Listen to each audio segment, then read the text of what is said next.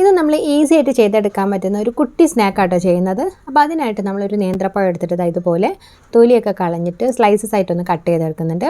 അപ്പോൾ ഒരുപാട് തിന്നായിട്ടല്ല കേട്ടോ, കുറച്ചൊരു കട്ടിയോട് കൂടി നമ്മളിത് ഇതുപോലെ കട്ട് ചെയ്ത് മാറ്റി വെച്ചിട്ടുണ്ട്. പിന്നെ ഞാനൊരു ബൗളിലേക്ക് 1/2 കപ്പ് അരിപ്പൊടിയാണ് എടുത്തിട്ടുള്ളത്. അപ്പോൾ വറുത്ത അരിപ്പൊടി വറുക്കാത്ത അരിപ്പൊടിയൊക്കെ എടുക്കാം കേട്ടോ.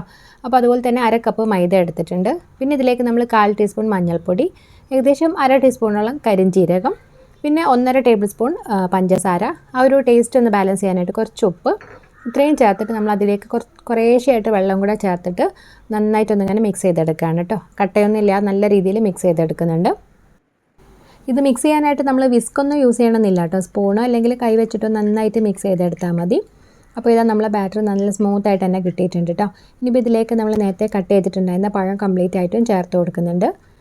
അപ്പോൾ ഞാൻ ചീനച്ചട്ടിയിൽ എണ്ണ ഒഴിച്ച് നന്നായിട്ടൊന്ന് ചൂടാക്കി എടുത്തിട്ടുണ്ട്. ഇനിയിപ്പോൾ ഇതിലേക്ക് നമ്മൾ ഓരോ പഴത്തിൻ്റെ പീസും ആ ഒരു മാവിൽ മുക്കിയിട്ടൊന്ന് ഇങ്ങനെ ഇതുപോലെ ഒന്ന് ഫ്രൈ ചെയ്തെടുക്കുന്നുണ്ട്.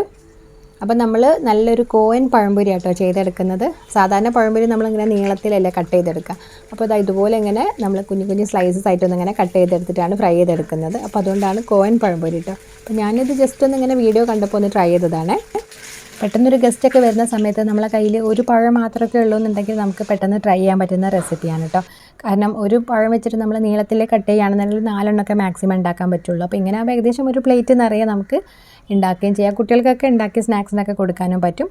നല്ല ടേസ്റ്റും ഉണ്ടായിരുന്നു കേട്ടോ. അപ്പോൾ അരിപ്പൊടി ചേർത്തുകൊണ്ട് തന്നെ ചെറിയൊരു ക്രിസ്പിനെസ് ഉണ്ട്. അപ്പോൾ അതിന് പകരമായിട്ട് നിങ്ങൾക്ക് വേണമെങ്കിൽ മൈദ ചേർത്താലും മതി. അപ്പോൾ ഞാനിത് ഫസ്റ്റ് ടൈമാണ് ഉണ്ടാക്കുന്നത്, വേറെ എവിടെയൊന്നും കഴിച്ചിട്ടില്ല കേട്ടോ. അപ്പോൾ നിങ്ങൾ ഇതുപോലെ കോയൻ പഴംപൊരി കഴിച്ചിട്ടോ അല്ലെങ്കിൽ ട്രൈ ചെയ്തിട്ടുണ്ടോ എന്ന് കമൻറ്റ് ചെയ്യണം കേട്ടോ.